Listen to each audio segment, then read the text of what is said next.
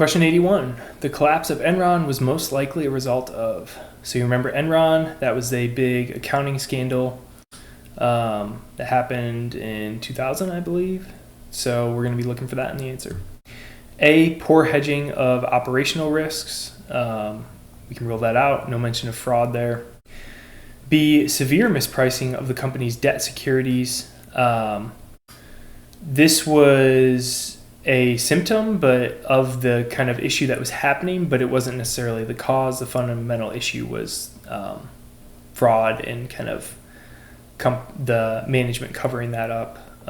So we can rule out B. They were doing a lot of accounting tricks. C, inadequate risk management, lack of transparency, and accounting fraud. That's the magic word we were looking for there. So I think we can go with C.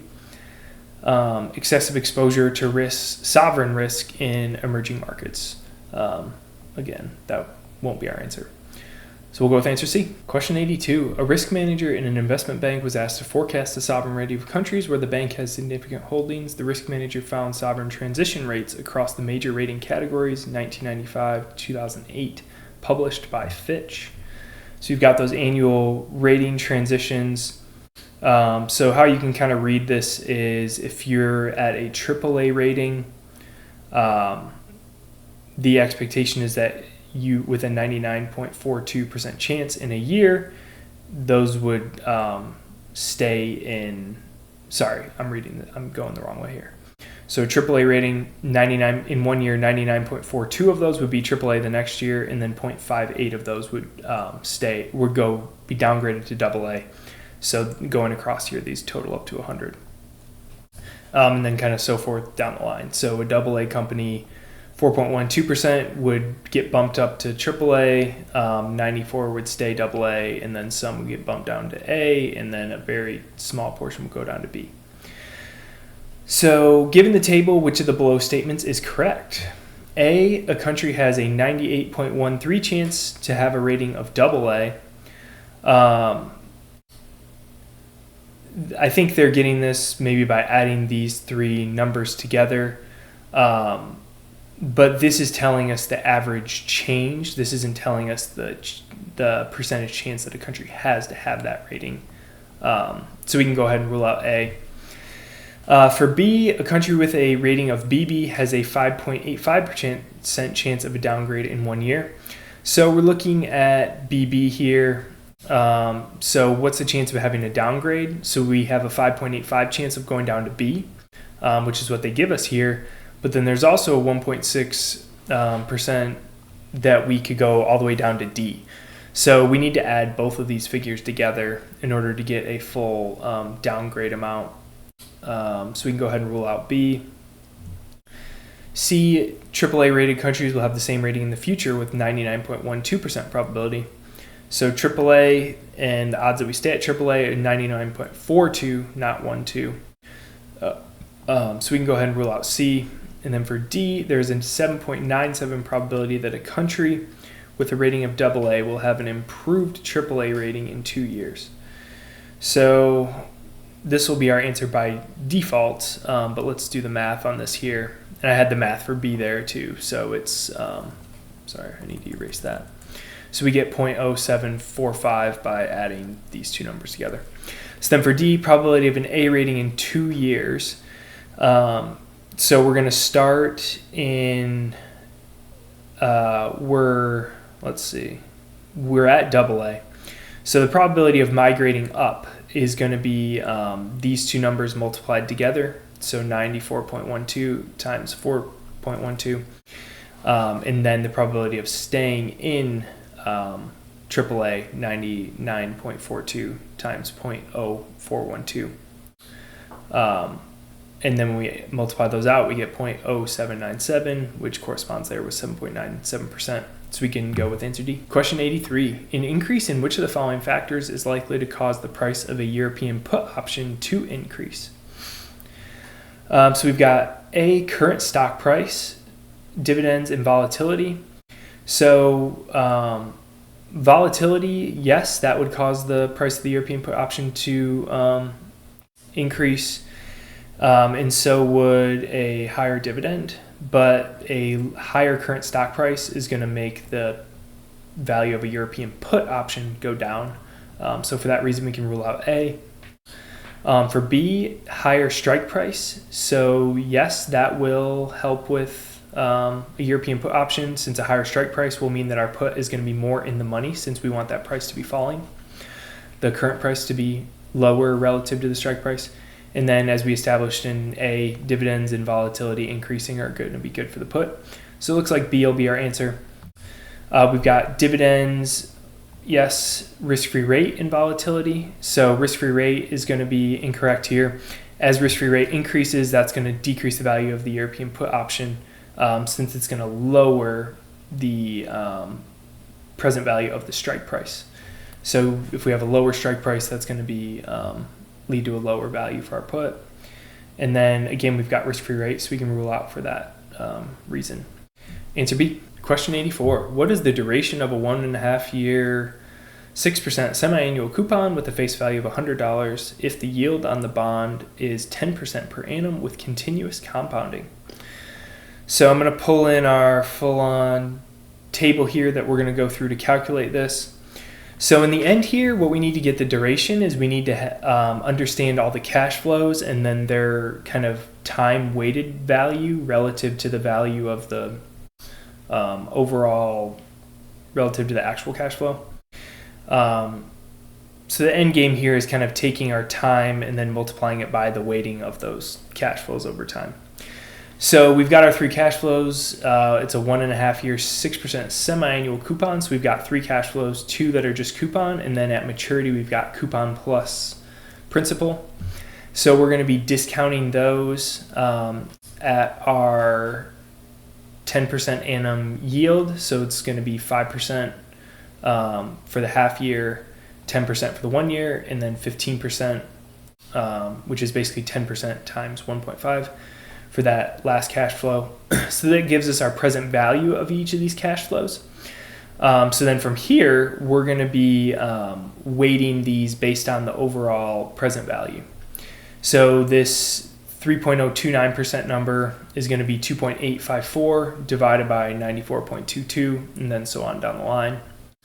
And then we take these weights and we multiply it by the time. So we're doing 94.090 times 1.5 to get this number here. And that's going to be the biggest influence on our duration there. So we do that for each of the different time periods and add those up, which gives us 1.4553, which is right here. Answer C. Question 85. Susie Wong, a finance student at the University of Tokyo, regularly invests her extra income in stocks and derivatives. She owns stocks of Safe Home Cleaning Incorporated, which is currently trading at USD 29. She believes the stock will trade below USD 29 if new regulations on cleaning companies are introduced next month. If she is interested in entering an option position that gives her the right to sell her stocks at USD 29 if the price of the stock goes below 29, then suggest the most appropriate option position for Wong. So we want to have the right to sell our stocks at $29 if the price falls. So what option position are we looking at there? So we've got a long call option with the strike price of 29. A long call option is going to give us the right but not the obligation to buy at $29. We want to be able to sell at $29. So we can go ahead and rule out A. B, a short call option with the strike price of 29.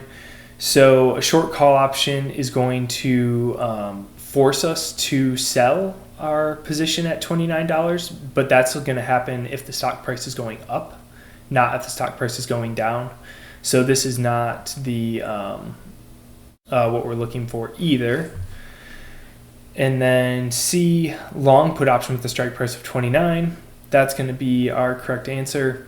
When we're long a put, it gives us the right but not the obligation to sell at the strike price of $29. So if the price falls below, say it falls to 25, we'd be able to buy at 25 and then exercise our option to sell at 29. And then D, a short put with the strike price of 29, and a short put position we'd be forced to buy at $29 if the price falls below, which is not what we want to do. We want to sell. Answer C, question 86. The current stock price of LLP Limited is USD 22. The volatility is 20% and the risk-free rate is 7%. According to the Black-Scholes Merton model, what should be the price of a European call option on LLP's stocks with the strike price of USD 20 and expiration of 3 months if ND1 and ND2 are assumed to be 0.5522 and 0.5027 respectively? So let's pull in our formula here and what that answer is going to end up looking like. So this is going to be the value of a call option, and that's going to be equal to our current stock price. So we've got current stock price of $22, which corresponds right here, and then multiply that by ND1, which we're given as 0.5522, plugged in right here. And we'd want to have parentheses around this when we're plugging it into our calculator. And then we're going to subtract out the strike price discounted back to the present value by that risk-free rate. And that is going to be 20 as our strike, given right here. We've got 3 months to expiration, so our T is going to be 3 divided by 12, or 0.25, and risk-free rate of 7%. Plugged in there, and then lastly ND2 given at 0.5027. Multiply all of this out and we get 2.27, answer A. And I'd probably throw in another parentheses here, so you'd probably want to do parenthesis around all this here to make sure these don't get mixed up at all. Answer A. Question 87. What is the role of the internal audit in stress testing governance? A, establishing adequate stress testing policies and procedures and ensure compliance with them. So the internal audit is going to be more of an oversight function and making sure things are kind of done properly. They're not going to be establishing the policies and procedures though, and they're going to be more so checking them. So I think we can rule out A for that reason. B, monthly statistical backtesting of the stress testing estimates against realized outcomes. So this is going to be not something that falls under internal audit either. The aim here is kind of identify potential impact of rare events and where we're kind of going wrong in these estimates versus the realized outcomes. This is going to be something that the kind of management teams are going to want to see so that they're understanding how they can kind of improve those stress testing estimates. So we can rule out B as well. C, provision of an independent evaluation of the ongoing performance, integrity, and reliability of stress testing activities. That sounds more like purpose of an audit. They're kind of providing that independent evaluation, making sure that the kind of policies and procedures and activities put in place are being followed consistently and properly. D, appropriate resource allocation to ensure proper functioning of stress test processes. That's going to be a management executive level to kind of delegate and make sure that things are working properly. Answer C. Question 88. An investor in a hedge fund requires a net return after fees of 18%. If the hedge fund charges fees of 1 plus 25%, how much will the hedge fund have to earn for the investor to get his desired return? Assume that the incentive fee is applied after the management fee has been subtracted. So we're going to be looking for a net return of 18%, and then we have our hedge fund fees, so we kind of need to back into that gross return based on those figures. So let's bring that in and we'll talk through this. So our net return is going to be equal to X minus 0.01, and X is going to be the return figure, 0.01 is going to be the management fee. And then the second part of the formula is going to be our incentive fees. So it's going to be 0.25 for incentive fee, which is given right here. And then that's going to be multiplied by this return, which is the incentive fee after management fees, which has been specified right here. So the incentive fee is applied after management fee has been subtracted. So when we do that, we're plugging in our net return. So 18% is equal to X minus 0.01, and then minus 0.25X plus 0.0025 is how that simplifies out when we multiply 0.25 times this. And then from here, we're really just doing algebra. So we get 0.18 equals 0.75x minus 0.0075. Then we're going to bring this 0.0075 over here. And then we'll be able to just divide to solve for x. And we see that we need a 25% return to get that net return of 18%. And that delta there, that 18 to 25%, that is how that's how the hedge fund managers are all very wealthy. Answer B. Question 89. The result of a two-variable regression analysis produces the following data. So we've got coefficients, we've got the constant and slope coefficient, and we have our degrees of freedom for the regression residual value and the sum of squares. What is the correlation coefficient of the two variables? So our correlation coefficient is going to be the square root of r squared, which we're going to be able to solve for pretty straightforward. So let me pull that in. So our r squared is going to be 1 minus the sum of the squared residuals, and then divided by the total sum of the squares. So our sum of the squared residuals is going to be this 14.6 number right here. And then our sum of the total squares is going to be both of these numbers added together. So we're going to have 14.6 divided by 35.4 plus 14.6, which is 50, I think. And then 1 minus that. So that gives us 0.0708. If we weren't careful, we might choose answer B, but we want to rule that out since we're going to take the square root of that to get our correlation coefficient. Which would be 0.8414, which if we round, we'll go with answer A. Question 90. A bank has the following internal rating transition matrix. So we've got annual rating transitions and the percent average annual. So again, to read this, what this means is for A, we have a 98.5% chance of being A again next year, a 1% chance of being downgraded to B, and then a 0.5% chance of being downgraded all the way to C. And then for B, it'd be 1% chance going up to A, staying in B at 88%, or going down to C. Based on the matrix, what is the probability of default over 2 years of a company with a rating of B?